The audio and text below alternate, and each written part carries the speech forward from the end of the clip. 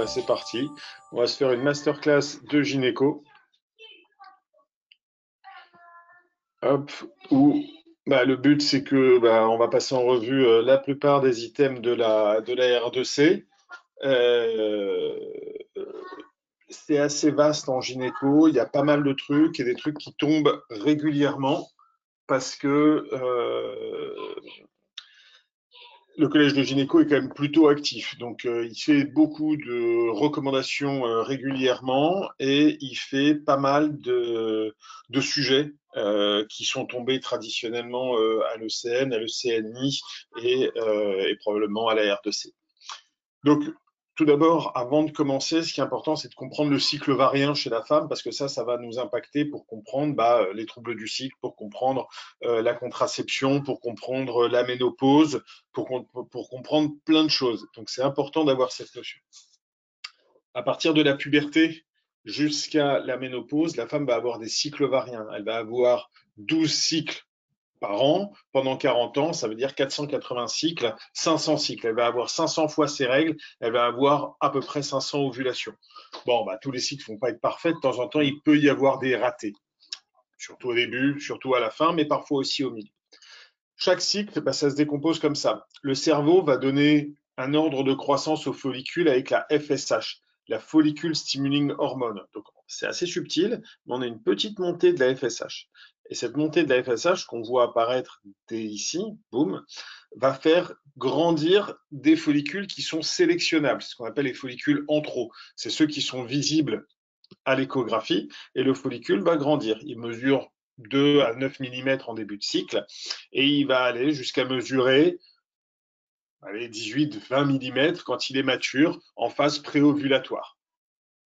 Quand il est mature, qu'il mesure 20 mm et qu'il a fait monter le stradiol, le cerveau comprend que c'est le moment de créer l'ovulation, il va envoyer le pic de FSH, le pic de LH.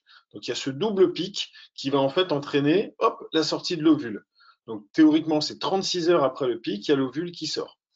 Une fois que l'ovule est sorti, le follicule devient ce qu'on appelle un corps jaune et va sécréter une nouvelle hormone. Donc il y avait les oestrogènes chutent un petit peu et il y a une transformation des oestrogènes en progestérone. Donc on se retrouve avec une double hormone qui est les oestrogènes et la progestérone en deuxième partie de cycle. Ces hormones ont une différente action sur le corps et notamment sur l'utérus, puisque la montée des oestrogènes va faire pousser la muqueuse utérine et la progestérone va différencier les glandes endométriales pour créer à J21 la fenêtre implantatoire. Donc si l'ovule a été fécondé par un embryon, c'est à J21 qu'il peut venir s'implanter parce que c'est là où l'endomètre est réceptif. Ça tombe bien, c'est le moment où l'embryon arrive dans la cavité utérine et donc il peut s'implanter. S'il y a eu une grossesse, très bien, on sécrète de l'HCG. L'HCG, c'est une super LH. Ça va maintenir le corps jaune, ça va maintenir les oestrogènes et la progestérone, ça va maintenir la muqueuse, ça va maintenir la grossesse. S'il n'y a pas eu de grossesse, le corps jaune involue et la progestérone, les oestrogènes chutent, libérant la fenêtre de FSH qui va commencer à remonter, à resélectionner un follicule. Et comme les hormones chutent, l'endomètre ne tient plus et ça saigne. C'est les règles, c'est la desquamation de l'endomètre. Donc, les ovaires, le cycle ovarien va dicter le rythme des règles et la réponse des règles, le volume des règles, ça va être vraiment l'utérus et l'endomètre qui va y répondre. Donc, les règles, ça correspond à la desquamation de la couche superficielle de l'endomètre. On parle du J1, le premier jour des règles, comme le début du cycle, mais en fait, c'est la fin du cycle endométrial. Ça survient tous les mois. On dit que les règles sont régulières quand elles sont entre 25 et 35 jours. La plupart des femmes, c'est aux alentours de 28-29 jours. Maintenant, c'est pas exactement ça chez tout le monde.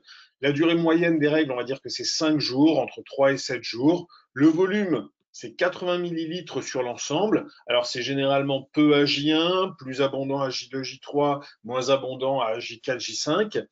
Le sang est par définition non coagulable, il ne doit pas y avoir de caillots. Et pendant les règles, la femme va gérer son saignement avec soit des serviettes, soit des tampons. Et donc là, on dit en moyenne qu'une femme utilise 3 à 4 protections par jour, sur des règles normales. Si tu as une femme qui te dit qu'elle utilise 10 protections par jour, c'est pas normal. Les règles, en fait, correspondent à un mécanisme pro-inflammatoire, et donc c'est l'utérus qui se contracte pour expulser la douleur. Donc ça fait une douleur, et cette douleur doit être considérée comme gérable. Donc il peut y avoir des tensions à J-1, J1 des règles, et puis généralement ça se calme après, et avec le Doliprane et le Spasfon, ça doit passer. D'accord? Donc si les douleurs ne sont pas gérables, si le flux est important, si les cycles sont complètement désorganisés, que c'est tous les 3 mois, ou au contraire que la femme elle a ses règles tous les 15 jours, eh ben, il va falloir explorer ça, c'est pas normal.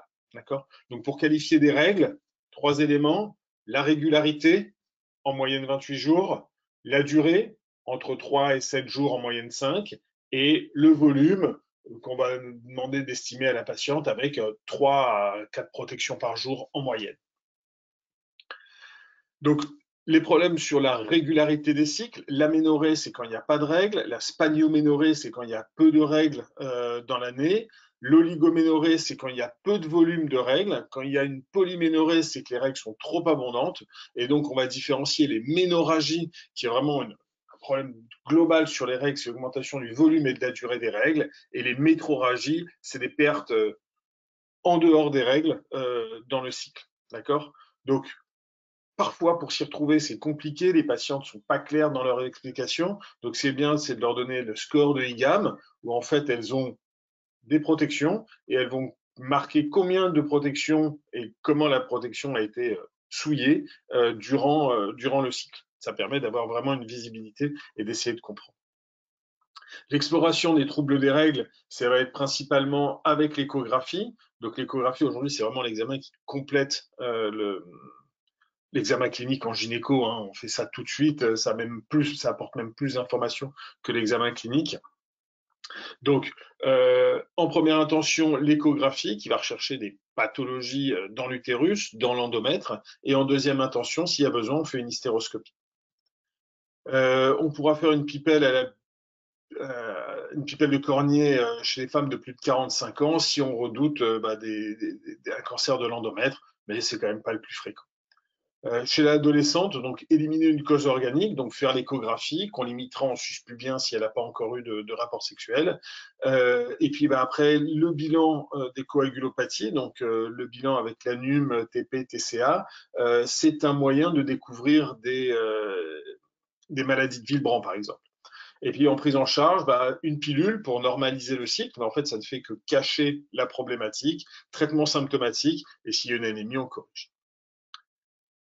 Voilà la grande idée sur l'organisation des règles. Maintenant, l'aménorrhée primaire, c'est quand la femme n'a jamais eu ses règles. Donc, 2 options.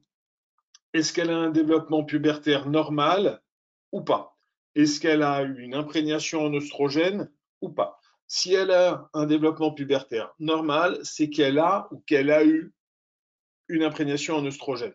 Donc, on va faire un examen clinique, une échographie pelvienne, et qu'est-ce qu'on va regarder? Les organes génitaux externes. Donc, soit elle a un vagin qui est borne, il n'y a rien derrière à l'échographie, il n'y a pas d'utérus, il n'y a pas d'ovaire, c'est ce qu'on appelle le syndrome de Rokitansky. Il y a une agénésie de l'utérus et des organes génitaux. Donc on a un vagin borne sur 1/3 de sa longueur. Soit on a une imperforation, donc la patiente n'a pas eu ses règles, mais il y a un utérus, il y a un endomètre, il y a tout ce qu'il faut, sauf que l'hymen n'est pas perforé. Et dans ces cas-là, quand elle a ses règles, ça ne s'écoule pas, ça reste à l'intérieur, ça fait mal, c'est ce qu'on appelle un hématocolpos, et dans ces cas-là, il faut faire un trou dans l'hymen pour que ça puisse couler. Et puis, on va pouvoir aussi retrouver ce qu'on appelle un syndrome de résistance aux androgènes. Donc en fait, karyotypiquement, c'est un homme, XY, qui va sécréter de la testostérone, sauf que le récepteur de la testostérone n'est pas efficace.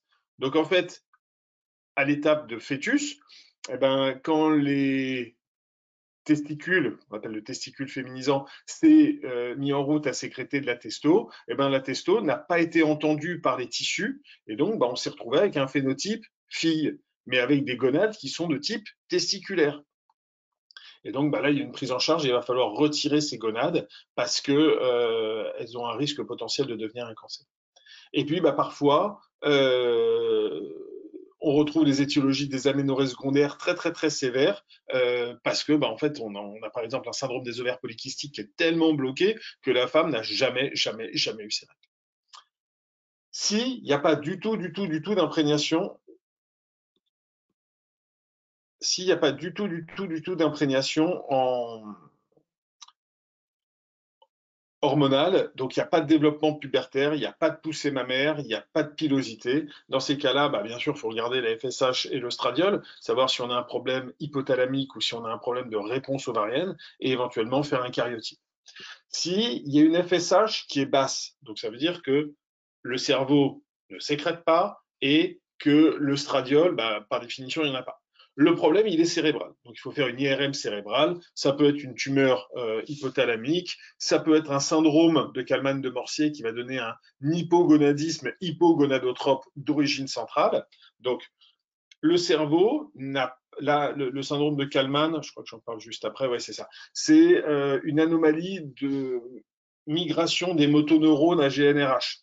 Donc en fait, il n'y a pas de GNRH dans le cerveau, ils n'ont pas passé la placode olfactive et généralement c'est associé à des troubles olfactifs avec une anosmie. Et puis le dernier, c'est le retard pubertaire simple, c'est-à-dire qu'elle n'a toujours pas eu ses règles à 15 ans et puis elle va les avoir à 16 ans. Si, au contraire, au niveau cérébral, on a une FSH qui est élevée et un œstradiol qui est indosable. Dans ces cas-là, le cerveau fonctionne puisqu'il ne voit pas d'œstradiol, donc il bombarde avec de la FSH. Et dans ce cas-là, les ovaires ne répondent pas, c'est qu'il y a un problème ovarien. Donc c'est soit un syndrome de Turner, c'est une maladie génétique où on a un karyotype 45X0, soit une insuffisance ovarienne très précoce. Il y a eu quelques follicules et ils se sont déjà arrêtés. Donc les aménorrhées primaires, l'idée c'est qu'elle n'a jamais eu ses règles. Dans les aménorrhées secondaires, elle a déjà eu ses règles. Ça a fonctionné un temps, plus ou moins long, plus ou moins correct. Ça a été régulier, ça a été normal, puis après il n'y a plus. Ou ça n'a jamais été franchement top, mais il y a eu des règles. La première chose à éliminer, bien sûr, c'est la grossesse. D'accord. La première cause d'aménorrhée secondaire, c'est une grossesse. Ensuite, on va regarder au niveau hormonal comment ça répond. Donc, soit on a le tableau avec une FSH élevée, un œstradiol bas. C'est ce qu'on a vu juste avant. Les ovaires ne fonctionnent pas, le cerveau fonctionne parfaitement, il ne voit pas d'œstrogène, donc il bombarde de FSH. Dans ces cas-là, on regarde à l'échographie, on va faire un karyotype, et possiblement c'est un syndrome de Turner, ou alors c'est une insuffisance ovarienne prématurée, une ménopause précoce. Ça arrive chez des femmes à 30 ans qui ont des cycles irréguliers, puis après qui n'ont plus du tout de règles, et malheureusement, elles ont épuisé le stock folliculaire. Deuxième situation, on a dans ces cas-là une FSH-LH basse et un œstradiol bas. On revient à l'idée, c'est que le cerveau ne fait pas correctement son boulot et on a un hypogonadisme hypogonadotrophe. Dans ces cas-là, on va faire une IRM cérébrale, on va chercher une tumeur infiltrante au niveau du cerveau, ou alors tout ça peut être strictement normal, et ça peut être dans le cas des sportifs de haut niveau, ou dans l'anorexie mentale, ou dans les périodes de stress et de stress post-traumatique, on peut retrouver ces situations. Et puis, il y a le cas de la prolactine. Si vous avez une prolactine très élevée, c'est le tableau d'hyperprolactinémie. Il faudra éliminer les causes médicamenteuses, on pourra en parler un petit peu. Et puis, faire une IRM cérébrale pour rechercher une anomalie au niveau de l'axe hypothalamo-hypophysaire. Et puis, on va retrouver des adénomes à prolactine, bien sûr, qui vont faire une hyperprolactinémie, ou alors une tumeur autre qui va en fait étirer sur la tige pituitaire, sur l'axe hypothalamo-hypophysaire et entraîner une dérégulation de la sécrétion de prolactine. Et puis le dernier cas de figure, c'est que on a une FSH-LH normale, un œstradiol qui est dans les normes,